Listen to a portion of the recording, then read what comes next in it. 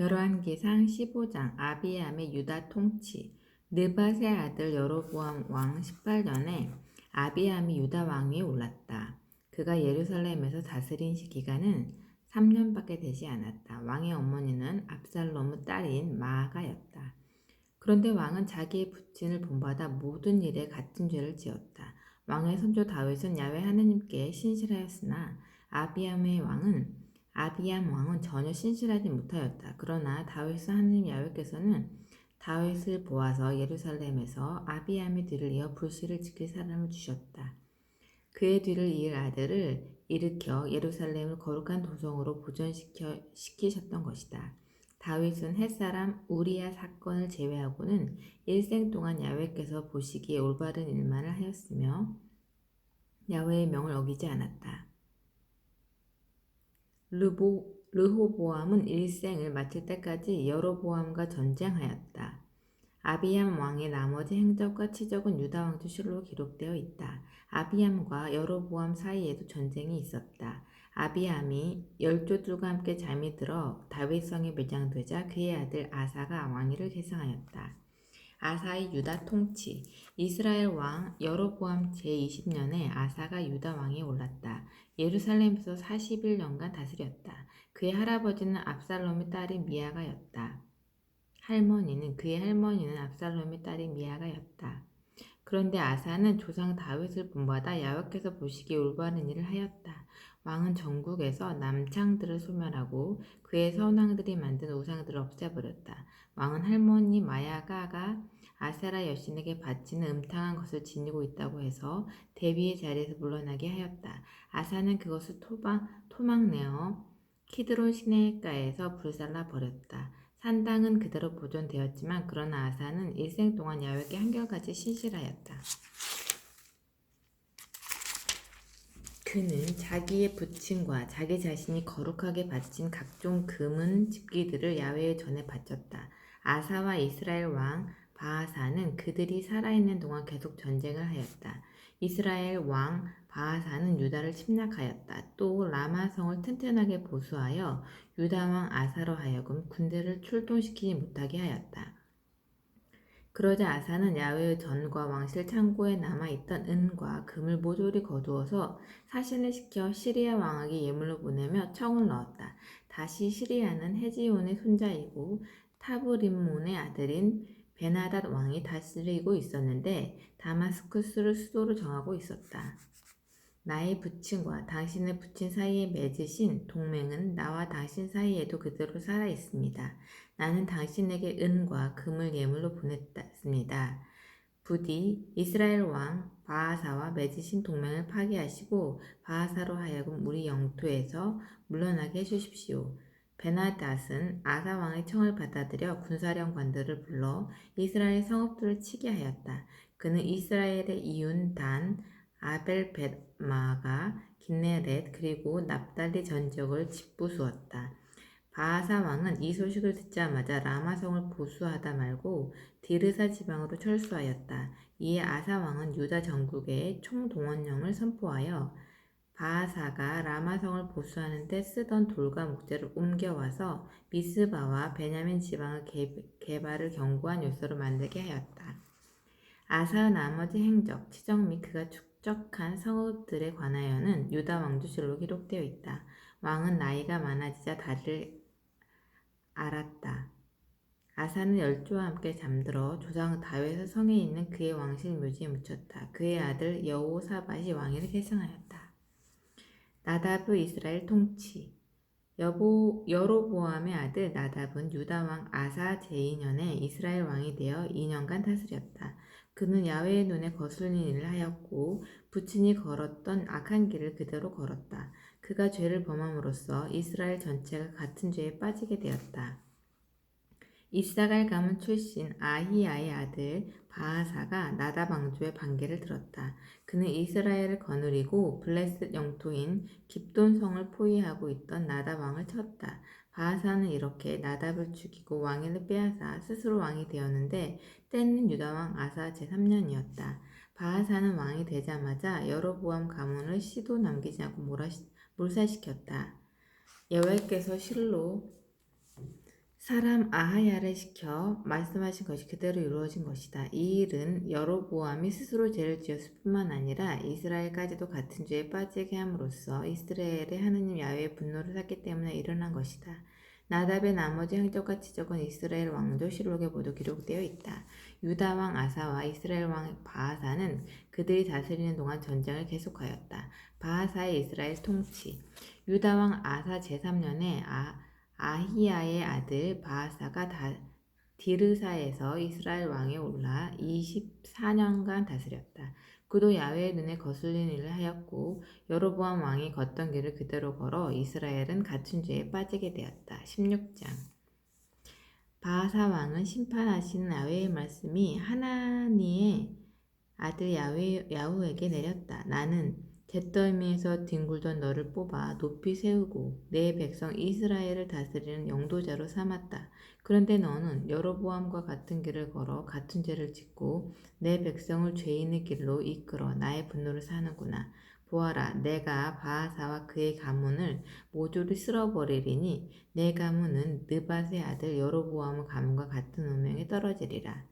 바하사 가문의 사람이 성 안에서 죽으면 그 시체를 개가 뜯어먹겠고 그들에게 들에서 죽으면 새가 쪼아먹으리라. 바하사와 나머지 행적, 치적 및 공적은 이스라엘 왕조실록에 모두 기록되어 있다. 바하사는 열조와 함께 잠들어 다르사에 묻혔다. 그의 아들 엘라가 왕위를 이었다. 야훼께서 하나니의 아들 예언자 예후를 시켜 바하사와 그의 가문에 심판을 내리신 것은 그가 여로보암의 가문처럼 되려고 야훼께서 보시기에 온갖 악한 일을 저질러 야훼의 분노를 돋우었기 때문이었다.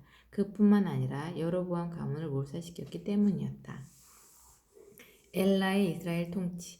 유다 왕 아사 제16년에 바하사의 아들 엘라가 디르사에서 이스라엘의 왕위에 올라 2년간 다스렸다. 왕의 신하 가운데 병거대의 절반을 지휘하는 지물이라는 장군이 있었는데 그가 왕에게 반기를 들었다. 마침 왕이 디르사에 있는 국내 대신 아르사의 집에서 술에 취하여 있을 때 지므리가 들어와 왕을 죽이고 스스로 왕위에 올랐다. 때는 유다 왕 아사 제27년이었다. 스스로 왕위에 오르자마자 그는 바하사 가문을 몰살시켰다. 바하사의 일가 친척이나 친구 가운데 남자는 단 하나도 살아남지 못하였다. 이렇게 지므리는 바하사의 집안을 몰살시켰는데 이는 야훼께서 예언자 예후를 시켜 바하사를 두고 하신 말씀 그대로였다. 이 일은 바하사와 그의 아들 엘라가 함께 죄를 짓고 나아가서 이스라엘을 죄의 길로 인도하였을 뿐만 아니라 우상을 만들어 이스라엘의 하느님 야훼의 분노를 샀기 때문에 일어난 일이었다. 엘라의 나머지 행적과 치적은 이스라엘 왕조실록에 모두 기록되어 있다. 지므리 이스라엘 통치. 유다 왕 아사 제27년에 지므리는 디르사에서 이스라엘의 왕이 올랐는데 그의 통치는 7일 만에 끝났다. 그 무렵 이스라엘 군대는 블레셋 도읍인 깁돈을 치려고 포진 중이었다. 전장에서 싸우던 이스라엘 군은 지므리가 반란을 일으켜 왕을 죽였다는 소식을 듣고 바로 그날로 이스라엘 군 총사령관인 오므리를 이스라엘의 왕으로 받들어 세웠다.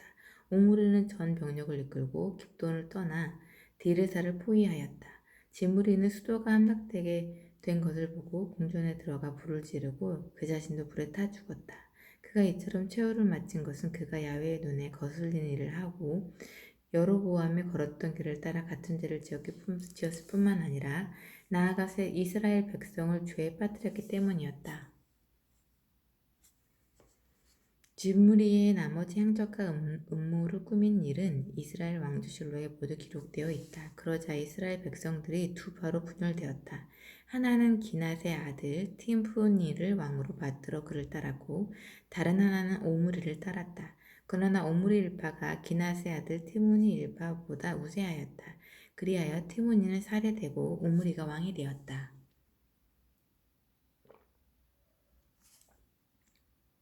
오므리의 이스라엘 통치. 유다 왕 아사 제30년에 오므리가 이스라엘의 왕위에 올라 12년간 다스렸는데 6년은 디르사에서 다스렸다.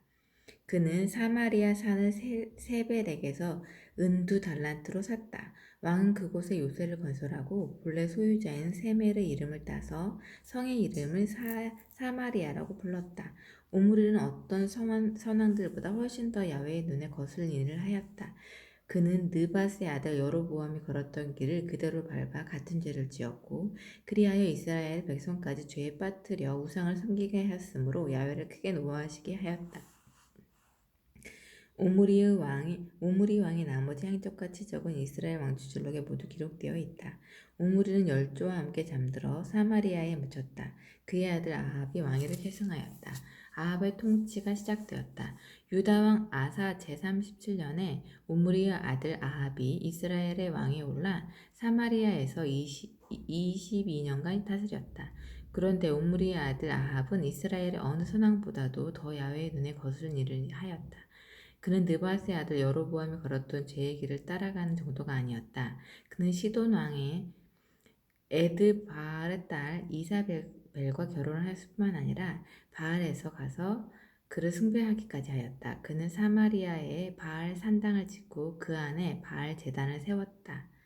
또 아합은 아세라 목상도 만들었고 그는 선대의 어느 이스라엘 왕들보다도 이스라엘의 하느님 야훼의 속을 더욱 썩여드렸다. 아합이 다스리는 동안 베델 사람 히엘이 예리고 성을 재건하였다. 히엘은 성의 기초를 놓다가 큰아들 아비람을 잃었고 성문을 닫다가 막내 아들 세굽을 잃었다. 눈의 아들 여호수아를 시켜 하신 하나님의 말씀이 그대로 이루어졌던 것이다. 17장 엘리야가 가뭄을 예언하다. 길르아스 티스베에 살고 있던 티스베 사람 엘리야가 아합 왕에게 말하였다. 내가 섬기는 이스라엘의 하나님 야훼께서 살아계심을 두고 맹세합니다.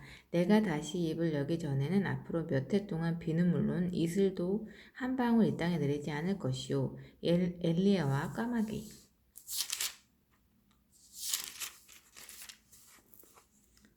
야훼의 말씀이 엘리야에게 내렸다. 이곳을 떠나 동쪽으로 가서 요르단강 동편에 있는 그릿 개울에서 숨어 지내며 개울물을 마셔라. 음식은 까마귀들을 시켜 날라다 주도록 하리라. 엘리야는 야훼의 말씀을 따라 요르단강 동편에 있는 그릿 개울로 가서 살았다.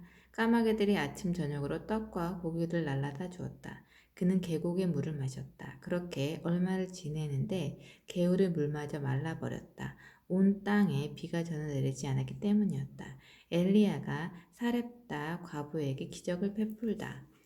야훼의 말씀이 엘리야에게 내렸다. 여기를 떠나 시돈 지방의 사렙다로 가서 그곳에서 살도록 하여라. 거기에 한 과부가 살고 있는데 내가 그 과부로 하여금 너에게 음식을 주도록 해놓았다. 그래서 엘리야는 그곳을 떠나 사렙다로 갔다. 마을에 들어서 보니 한 여인이 땔감을 줍고 있었는데 과부였다. 엘리야는 그 여인에게 말을 건넸다. 목이 마른데 물 한 그릇 떠주실 수 없겠소? 여인이 물을 뜨러가는데 엘리야가 다시 불러서 말했다. 기왕이면 떡도 한 조각만 가져다 주시오. 여인이 대답하였다. 군떡은 없습니다. 있다면 천벌을 받아도 좋습니다. 저에게는 있는 것이라고는 뒤주에 밀가루 한 줌과 병에 기름 몇 방울이 있을 뿐입니다. 저는 지금 땔감을 조금 주워다가 저희 모자가 죽기 전에 마지막으로 있는 것이나 모두 먹을 작정이었습니다. 엘리야가 과부에게 말하였다. 그렇게 걱정하지 마시오. 집에 들어가서 방금 말한 대로 음식을 준비하시오. 그러나 음식을 만들어 나에게 먼저 한 조각 가져오고 그 후에 아들과 함께 들도록 하시오. 이스라엘의 하나님 야훼께서 이렇게 말씀하셨다. 내가 이 땅에 비를 다시 내릴 때까지 뒤주에 밀가루가 떨어지지 않을 것이고 병에 기름이 마르지 아니하리라. 이 말을 듣자 과부는 곧 집 안에 들어가 엘리야가 말한 대로 하였다.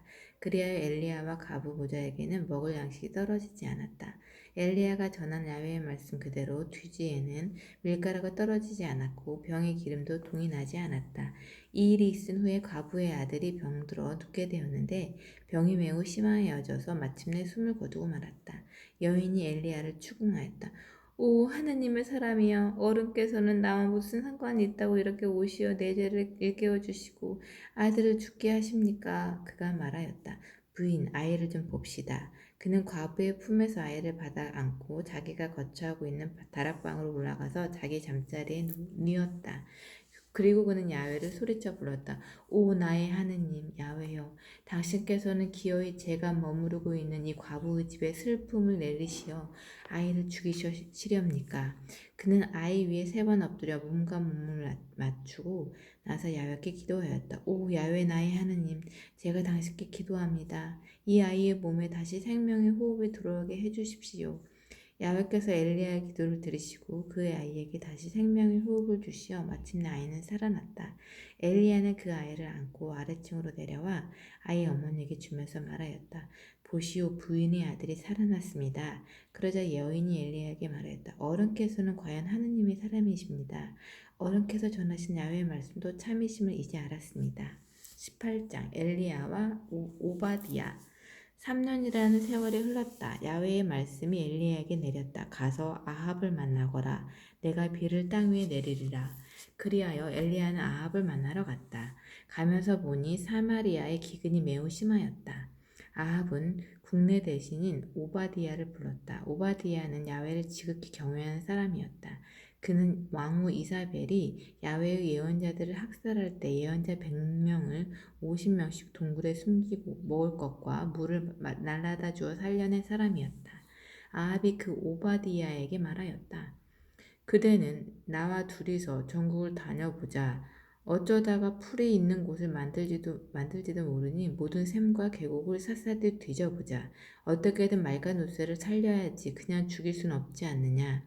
이리하여 그들은 전국을 둘로 나누어 한쪽은 아합 자신이 다른 쪽은 오바디야가 담당하여 두루 다니면서 물을 찾기 시작하였다.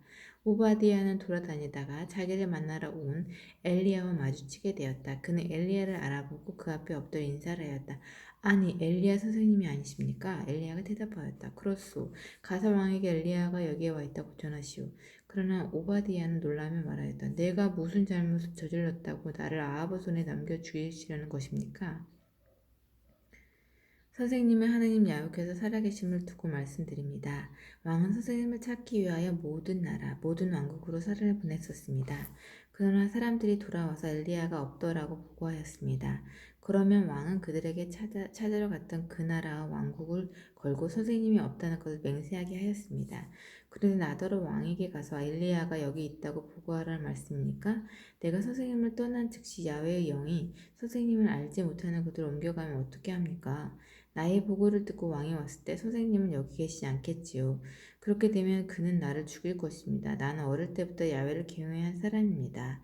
내가 한 일을 들어서 아시겠습니다만 전에 이사벨이 야훼의 예언자들을 학살했을 때 야훼의 예언자 100명을 50명씩 동굴에 숨기고 먹을 것과 물을 날아라 주어 살려내었습니다. 그런데 선생님은 지금 나더러 왕에게 가서 엘리야가 있는 곳을 안다고 보고하라는 말씀입니까? 그러면 그는 나를 죽일 것입니다. 엘리야가 대답하였다. 내가 섬기는 만군의 야훼께서 살아계심을 두고 맹세하오. 내가 기필코 오늘 왕을 만나리라. 엘리야가 아합을 만나다. 그러자 오바디야는 아합을 찾아 소식을 전하였다. 아합이 엘리야를 만나러 왔다. 아합은 엘리야를 보자 말을 건넸다. 그대가 이스라엘을 망치는 정본인인가? 엘리야가 대답하였다. 내가 이스라엘 망치는 것이 아닙니다. 이스라엘 망하게 하는 사람은 바로 왕 자신과 왕의 가문입니다. 왕께서는 야훼의 계명을 버리고 바알을 받들어 섬겼습니다. 이제 온 이스라엘 백성은 가르멜 산으로 모이게 하여 나에게 보내십시오. 그리고 이 이사벨 왕비에게서 녹을 받아 살고 있는 바알의 예언자 450명과 아세라 예언자 400명도 함께 모아주십시오. 가르멜 산에서의 대결. 아합은 모든 이스라엘 백성들을 부르고 예언자들에게 가르멜 산으로 모이라고 하였다. 엘리야가 백성들 앞에 나서서 말하였다. 여러분은 언제까지 양다리를 거치고 있을 작정입니까? 만일 야훼가 하느님이라면 그를 따르고 바알이 하느님이라면 그를 따르시오. 그러나 백성은 아무런 대답도 하지 않았다. 엘리야가 백성들에게 다시 말하였다. 야훼의 예언자로서 살아남은 사람은 나 하나요. 그러나 바알의 예언자는 450명이 있습니다. 이제 우리에게 황소 2마리를 끌어다 주시오. 그들에게 1마리를 잡아 장작에 올려놓고 불을 붙이지 않은 채 그냥 두게 합시다. 나도 1마리를 잡아 장작에 올려놓고 불을 붙이지 않겠습니다. 당신들은 당신들이 섬기는 신의 이름을 부르시오. 나는 나의 하느님 야훼 이름을 부르겠소. 어느 쪽이든지 불을 내려 응답하는 신이 참 하느님입니다. 그러자 백성들은 모두 그렇게 하자고 하였다. 엘리야가 바알의 예언자들에게 말하였다. 당신들이 수가 많으니 먼저 시작하시오. 황소 1마리를 택하여 제물로 드리고 당신들도 신의 이름을 부르시오. 그러나 불을 붙이지는 마시오. 그들을 준비한 황소를 받아 잡아놓고 아침부터 한낮이 되기까지 바알의 이름을 불렀다. 오 바알이여 대답하소서. 그러나 대답은커녕 아무런 소리도 들리지 않았다. 그들 예언자들은 자기네가 만든 제단을 돌면서 절뚝거리는 춤을 추었다. 한낮이 되자 엘리야가 그들을 조롱하며 말하였다. 바알은 신이니까 더 크게 불러보아라. 깊은 사색에 빠져 계시니도 모르지. 외출 중인지 아니면 여행 중인지 혹은 잠이 드셨는지 모르니까 어서 깨어보아라. 그들은 더 큰 소리로 소리쳤다. 자기네 의식을 따라 칼과 창으로 몸에 상처를 내어 피까지 흘렸다. 한낮이 지나 제사 시간이 될 때까지 그들은 신접한 모습으로 날뛰었다. 그러나 여전히 대답은커녕 아무 소리도 아무 기적도 없었다. 그러자 엘리야가 온 백성에게 자기 앞으로 다가오라고 하였다. 백성들이 모두 다가오자 그는 허물어진 야훼 제단을 고쳐 쌓았다. 엘리야는 일찍이 야훼께서 이스라엘이라는 이름을 내려주신 야곱의 12아들들에게 나온 지파의 수대로 돌을 12개 모았다. 엘리야는 그 돌 12개로 야훼의 제단을 쌓았다. 그리고 제단 주위에는 곡식 2가마 정도 들어갈 만큼 큰 도랑을 팠다. 그는 장작을 쌓은 다음 송아지를 잡아 그 위에 올려놓았다. 그리고 나서 물을 4동이 가득 채워다가 번제물과 장작 위에 쏟으라고 하였다. 그들이 그대로 하자 그는 그렇게 한 번 더 하라고 하였다. 그들이 그대로 하자 다시 한 번 더 그렇게 하라고 하였다. 3번을 부었다. 물이 제단 주위로 넘쳐 흘렀고 옆 도랑이 가득하였다. 제사 드리는 시간이 되어 예언자 엘리야가 앞으로 나와 외쳤다. 오 아브라함과 이스하악과 이스라엘 하나님 야훼여, 이제 당신께서 이스라엘 하나님이시고 제가 당신의 종이며 제가 한 모든 일이 당신의 말씀을 쫓아 한 것임을 모든 사람으로 하여금 알게 하여 주십시오.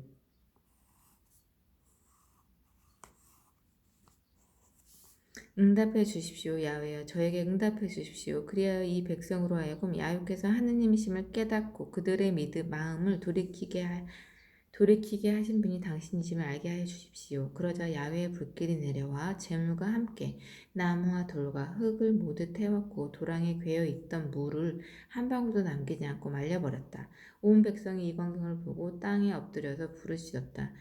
야훼께서 하느님이십니다. 야훼께서 하느님이십니다. 엘리야가 백성들에게 소리쳤다. 바알의 예언자들을 하나도 놓치지 말고 모조리 사로잡으시오. 엘리야는 백성들이 사로잡은 그 예언자들을 키손 개울로 끌고 거기에서 죽였다. 가문이 끝나다. 엘리야가 아합에게 말하였다. 이제 돌아가셔서 음식을 드십시오. 내 귀에 비오는 소리가 들립니다. 아합이 돌아가서 음식을 들은데 엘리야는 가르벤 산 꼭대기에 올라가 무릎을 꿇고 얼굴을 양무릎 사이에 묻었다. 엘리야는 그의 시종에게 올라가서 서쪽 하늘을 바라보라고 일렀다. 시종이 올라가 서쪽 하늘을 바라보고 와서는 아무것도 보이지 않는다고 대답하였다. 엘리야는 7번이나 되풀이하여 가보라고 명하였다. 시종은 7번째 보고 와서는 바다에서 손바닥만한 구름 한 장 떠올랐다고 보고하였다. 그러자 엘리야가 시종에게 명령하였다. 아합에게 가서 비가 쏟을 때 길이 막히기 전에 어서 병거를 채비하여 내려가시라고 일러라. 그러는 동안 하늘이 구름으로 덮여 캄캄해지면서 바람이 일기 시작하더니 마침내 큰 비가 쏟아지기 시작하였다. 아합이 병거를 몰아 이즈르엘을 향하여 가는데 엘리야는 야훼의 힘에 사로잡혀 옷을 걷어붙이고 아합을 앞질러 이즈르엘 여기까지 뛰어갔다.